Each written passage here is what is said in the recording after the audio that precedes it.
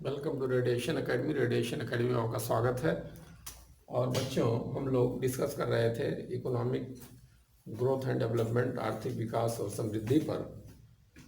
तो उसके fifth part में हम लोग पढ़ रहे थे कि उत्पादन किसके द्वारा किया जाए, उत्पादन किसके द्वारा किया जाए।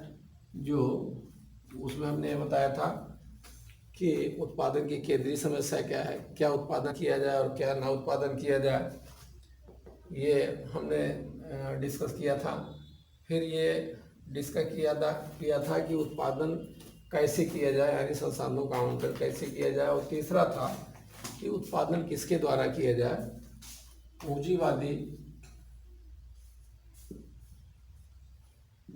प्रणाली उत्पादन में अपनाई जाए कि समाजवादी प्रणाली अपनाई जाए उत्पादन में।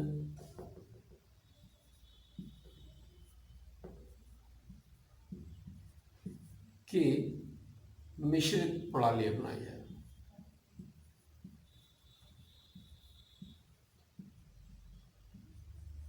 प्रणाली कौन सी प्रणाली अपनाई जाए, तो इसमें हमने ये बताया था आप लोगों को कि मिश्रित प्रणाली क्या है।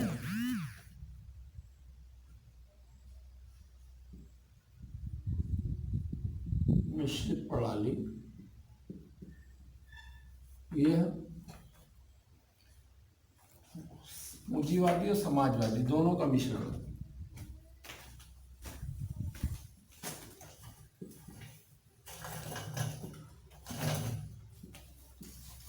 वादी प्लस समाजवादी,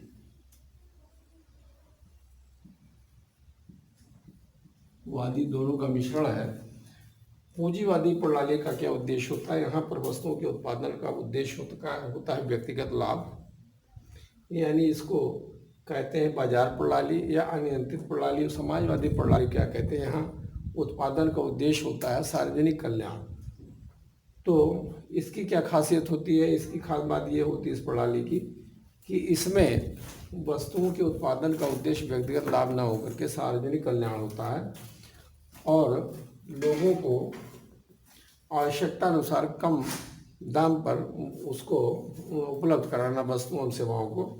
तो इसकी ये खासियत होती है समाजवादी प्रणाली की। और जिस प्रणाली में पूंजीवादी और समाजवादी दोनों की विशेषताएं पाई जाती हैं उसको मिश्रित प्रणाली कहते हैं। मिश्रित प्रणाली में क्या करती है कि गवर्नमेंट या सरकार क्या करती है, इसमें जो आधारभूत उद्योग हैं या संरचनात्मक उद्योग हैं, आधारभूत उद्योग या संरचनात्मक उद्योग ऐसे उद्योगों को कहा जाता है जिन पर अन्य उद्योगों का विकास निर्भर करता है। ये मैंने बताया था, वो आपका था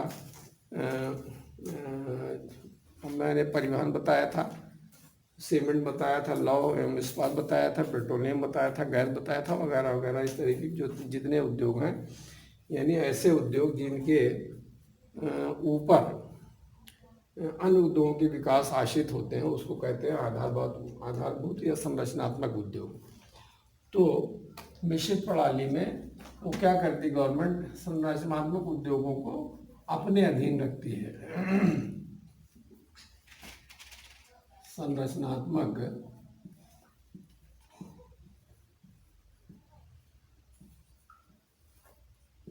उद्योग को सरकार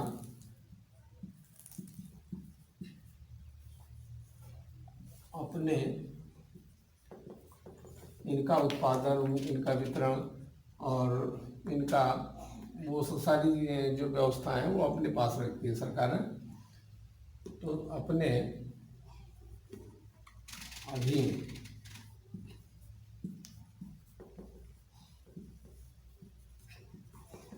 रखती है। और पूंजीवादी में क्या होता है, इसमें क्या करती है, संरचनात्मक उद्योगों के अलावा बाकी जितने उद्योग हैं वो सबको पूंजीवादी सेक्टर को या प्राइवेट कह लीजिए, प्राइवेट सेक्टर को दे देती है सारी व्यवस्थाएं संभालने के लिए। तो इसमें गवर्नमेंट करती क्या है, इसमें नियंत्रण करती है, इनके ऊपर नियंत्रण लगाती है, प्लस क्या करती है, प्रोत्साहन देती है।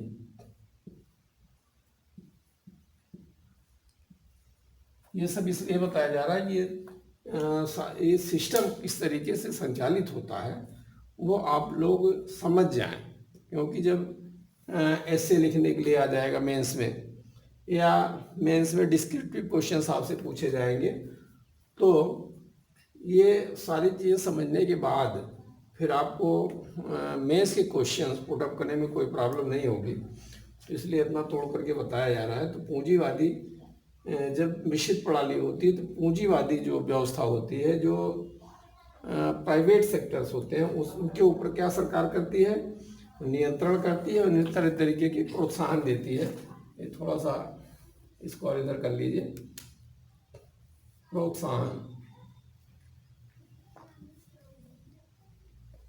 इनको नियंत्रण कैसे लगाती है और क्यों लगाती है, नियंत्रण क्यों और कैसे।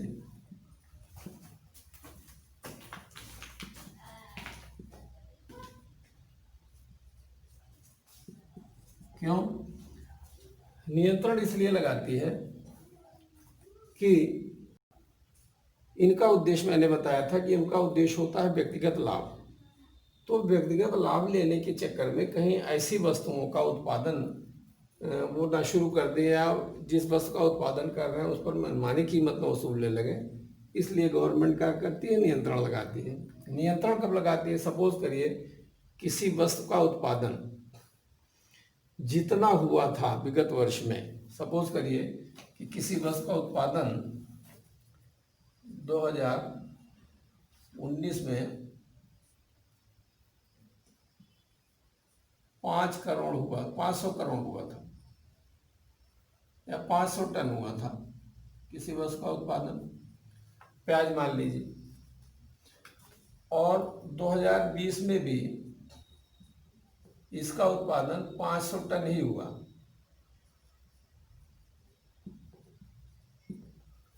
तो उत्पादन तो उतना ही है, लेकिन 2019 में प्याज जो है बिक रही थी 25 रुपए किलो केजी, और 2020 में यही प्याज बिकने लगी 60 रुपए केजी, 60 रुपीज केजी। तो जाहिर सी बात है कि उत्पादन अगर उतना ही हुआ है, डिमांड भी उतनी है, लेकिन 60 रुपए केजी अगर प्याज बिक रही है, तो इसका मतलब कि उत्पादकों द्वारा जमाखोरी की जा रही है। तो मूल्य क्या होगा, बढ़ेगा। जब मूल्य बढ़ेगा तो क्या करेगी गवर्नमेंट, नियंत्रण लगाएगी कि जमाखोरी करके आप अधिक मुनाफा मत लीजिए। तो क्या करेगी, जमाखोरी को नियंत्रित करेगी, जमाखोरी को नियंत्रित करने के लिए। नियंत्रण क्यों, जमाखोरी को नियंत्रित करने के लिए।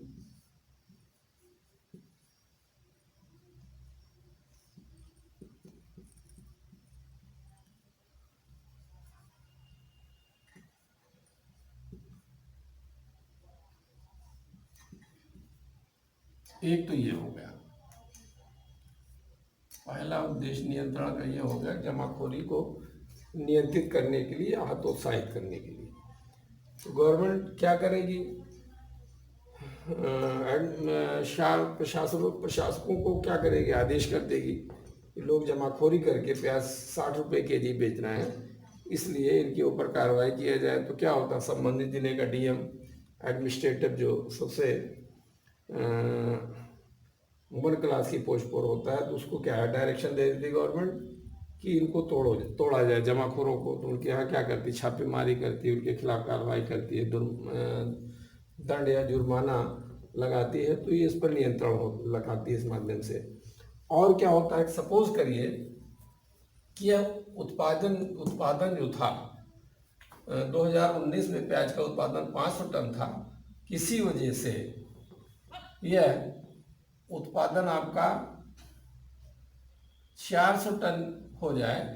तो जाहिर सी बात है कि अगर उत्पादन कम हुआ है तो वस्तुओं के मूल्य ऊपर जाएंगे। तो अब यहाँ मूल्य को नियंत्रित करने के लिए सरकार क्या करेगी कि उत्पादन अगर कम हो जाए किसी वर्ष में और वस्तुओं के दाम बहुत हाई लेवल पर पहुंच जाए, तब यहाँ नियंत्रण करने के लिए गवर्नमेंट क्या करती है, आयात बढ़ाती है।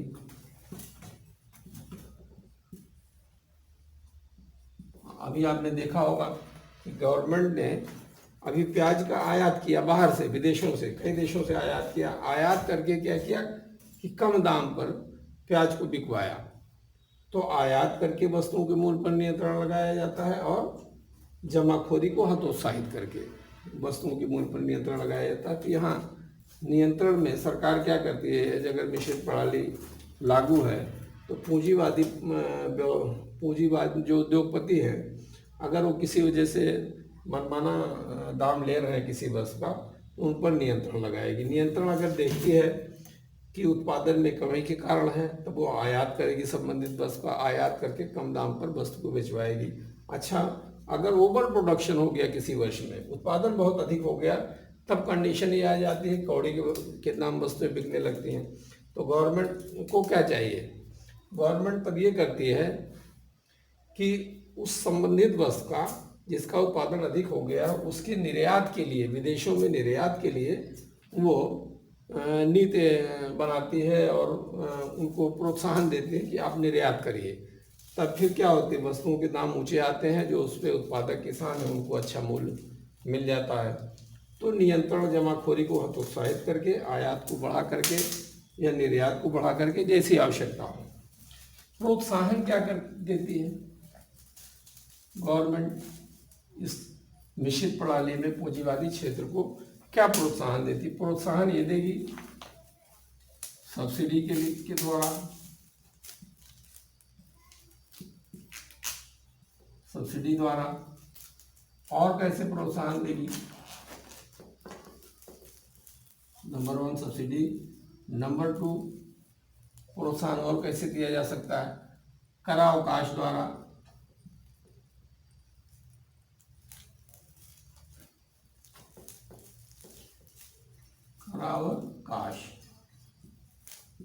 करावकाश द्वारा, टैक्स हॉलीडे, इसको क्या कहते हैं, टैक्स हॉलीडे।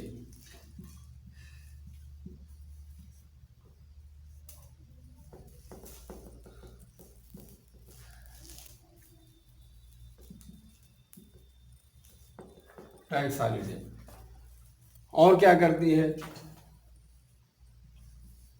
रॉ मटेरियल्स उपलब्ध करवा करके, रॉ मटेरियल्स उपलब्ध करवा करके,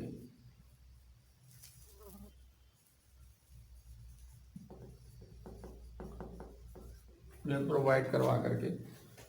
उसमें कैसे करती, सपोज करिए प्रोत्साहन, जैसे कि आपका इसमें आपका वो भी आएगा उर्वरक, आधारभूत उद्योग में। सपोज करिए कि आपका उर्वरक है, उर्वरक की एक बोरी की लागत, इस उर्वरक की लगभग, सपोज करिए यूरिया ही ले लीजिए, इसकी 1500 रुपये लगभग कीमत या इसके आसपास आ रही है।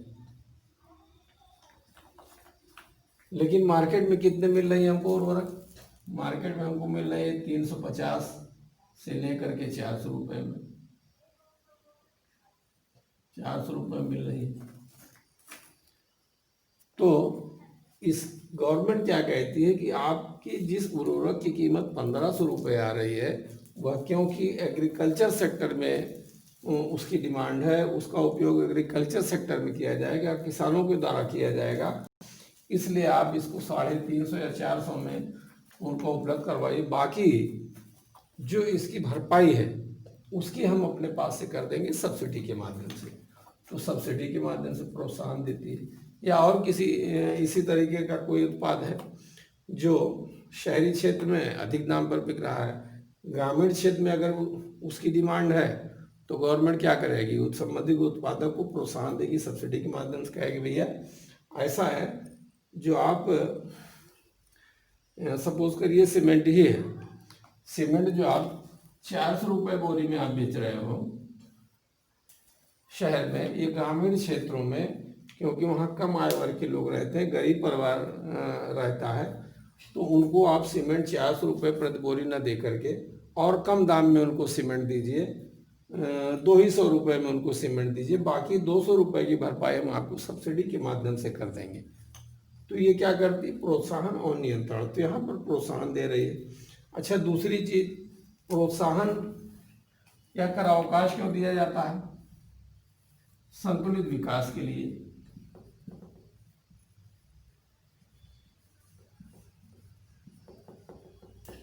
संतुलित विकास होता क्या क्या है, जो उद्योगपति होते हैं, जो निवेशक होते हैं, वो क्या करते हैं कि उन्हीं क्षेत्रों में विकास इन्वेस्ट करते हैं जहां पर उनको लाभ की संभावनाएं अधिक होती हैं या तीव्र विकास की संभावनाएं होती हैं। उन्हीं क्षेत्रों में, जैसे मैदानी क्षेत्रों में जहां पर देखते हैं यहाँ विकास की तीव्र संभावना है, यहाँ पर हमको कम समय में अधिक फायदा मिल सकता है, तो वहीं पर इन्वेस्ट करते हैं। जैसे हिल्स एरिया जो है, पहाड़ी क्षेत्र है, वहाँ पर कोई नहीं निवेश करना चाहता कि वहाँ, क्योंकि बहुत रिस्क होता है। तो उन क्षेत्रों में अगर इन्वेस्टमेंट नहीं हो रहा है, गवर्नमेंट ही इन्वेस्ट कर सकती है वहाँ, लेकिन फिर भी अगर उनका उस क्षेत्र का विकास नहीं हो पा रहा, उस क्षेत्र के लोग पिछड़े हुए हैं, वहाँ पर बेरोजगारी अधिक है, तो गवर्नमेंट क्या कहती है उद्योगपतियों से कि ऐसा है, आपने बजट में देखा भी होगा, तमाम बजट में इस तरीके की बातें की जाती हैं। तो गवर्नमेंट ये कहती है भैया ऐसा है कि आप उत्तराखंड में या हिमाचल प्रदेश में वहाँ पर इन्वेस्ट करिए, वहाँ पर इंडस्ट्री लगाइए, हम आपको प्रोत्साहन देंगे। प्रोत्साहन कैसे देंगे? जैसे हमने कह दिया कि 10 साल जो वहाँ पर इन्वेस्ट करेगा उससे 10 वर्ष तक कोई टैक्स नहीं लिया जाएगा। तब उनको समझ में आता है कि अच्छा ठीक है, गवर्नमेंट सही कह रही है, 10 साल हमसे कोई टैक्स नहीं लेगी, या हमको जो वहाँ पर वो देगी, ऋण देगी, वो कर मुक्त देगी, हमसे कोई उस पर क्या नाम ब्याज भी नहीं लेगी। तो क्या करना है, पैसा लेकर के वहाँ इन्वेस्ट करना है। हमको सिर्फ ब्याज देना नहीं, सिर्फ पूंजी वापस करना रहेगा, 10 साल तक कोई टैक्स भी हमको नहीं देना है। तो क्या करते हैं, वहाँ पर जाकर के लोग इस प्रोत्साहन के से प्रभावित होकर के वहाँ पर इन्वेस्ट कर देते हैं। तो ये टैक्स हॉलीडे के माध्यम, कर अवकाश के माध्यम से। फिर रॉ मटेरियल कहते हैं, अगर वहाँ पर आप इन्वेस्ट करते हैं पहाड़ी क्षेत्र में, तो हम आपको क्या करेंगे, रॉ मटेरियल्स भी कम दाम पर उपलब्ध करवा देंगे, बिजली जो है आपको वहाँ निःशुल्क देंगे। इस तरीके के वो प्रोत्साहन दे करके संतुलित विकास के लिए, यानी सभी क्षेत्रों का विकास हो। जो मैदानी एरिया इलाके हैं वहाँ पर तो लोग शौक से जा कर के इन्वेस्ट करते थे, लेकिन पहाड़ी एरिया में इन्वेस्ट न करने से वो क्षेत्र पिछड़ जाता है। तो संतुलित विकास के लिए क्या करती है गवर्नमेंट, तरह तरीके के प्रोत्साहन देती है, कहीं सब्सिडी देती है, कहीं कर अवकाश देती है, कहीं रॉ मटेरियल्स कम दाम पर उपलब्ध करवाती है, और कहीं पर बिजली निःशुल्क देने की बात करके उनको प्रोत्साहन के माध्यम से क्या करती है, निवेश करवाती है। तो यह मिश्रित प्रणाली की सबसे खड़ी खास बात यह है कि पूंजीवादी समाजवादी दोनों का मिश्रण होता है। जो आधारभूत उद्योग हैं, उन उद्योगों का पूरा सिस्टम सरकार के हाथ में होता है, राज्य के हाथ में होता है। बाकी जो उद्योगपति है उनको फ्री कर देती है कि आप जहाँ चाहे वहाँ निवेश करें, लेकिन संतुलित विकास के लिए वह तरह तरीके के प्रोत्साहन भी देती है। कहने का आशय यह है कि मिश्रित प्रणाली में सरकार जो है पूंजीवादी सिस्टम को नियंत्रण और प्रोत्साहन के माध्यम से विकास की ओर ले जाने का प्रयास करती है। तो ये आपका टॉपिक यहीं पर समाप्त हो गया आज, और हम शुरू ये करते हैं कि कौन सी रणनीति अपनाई जाए विकास की। भाई विकास करना है किसी देश को, और विकास क्या है, समृद्धि क्या है, ये मैंने आप लोगों को अगले लेक्चर में बताया भी है, और उसमें भी क्या नाम है, अभी और भी डिस्कस करेंगे इस पर। लेकिन इससे पहले कि हम कोई नया टॉपिक शुरू करें, बेहतर ये होगा कि आज इसको यहीं पर समाप्त करते हैं। इसके लिए आप लोगों को बहुत बहुत धन्यवाद। और हम नेक्स्ट टॉपिक जो लेकर के आएंगे वो लेकर के आएंगे कि किसी देश को विकास की कौन सी रणनीति, कौन सी स्ट्रेटजी अपनानी चाहिए, क्योंकि इसमें जो विकासवादी अर्थशास्त्री हैं उनमें मतभेद है कि विकास की कौन सी रणनीति अपनाई जाए। कोई कहता है संतुलित विकास की रणनीति अपनाई जाए, कोई कहता है कि असंतुलित विकास की रणनीति अपनाई जाए। लेकिन उसका जो आर्थिक विकास है, इतिहास है, वो ये बताता है कि समय, परिस्थिति और काल के हिसाब से कोई भी वो अपनाई जाए वो संबंधित देश के ऊपर निर्भर करता है और दोनों सफल हैं। जैसे अमेरिका और ब्रिटेन ने संतुलित विकास की रणनीति अपनाई थी, जबकि रूस ने असंतुलित विकास की रणनीति पहले अपनाई, फिर आगे के चरण में जाकर के उसने भी संतुलित विकास की रणनीति को अपनाया। तो इस पर हम डिस्कस करेंगे, लेकिन कल। Thank you.